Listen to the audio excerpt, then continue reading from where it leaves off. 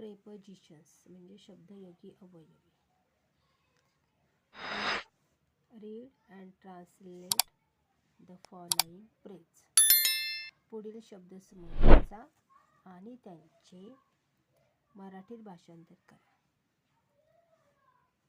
In the shell, शिंपल्यांमध्ये. Of the sea, समुद्राचा.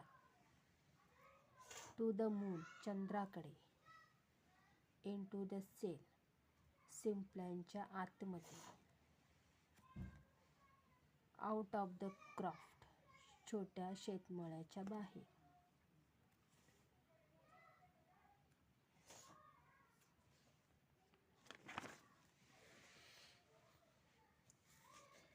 वरील प्रत्येक शब्दसमूहातील पहिले अधोरेखित शब्द लक्षात घ्या.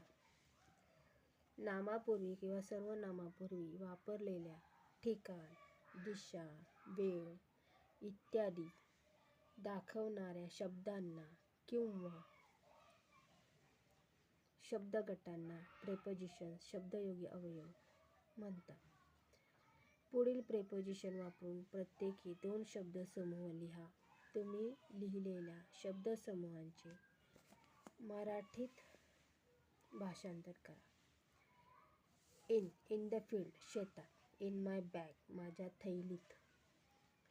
ऑन द टेबल, टेबलावर. ऑन द रूफ, छपरावर. ॲट द स्कूल, शाळेत.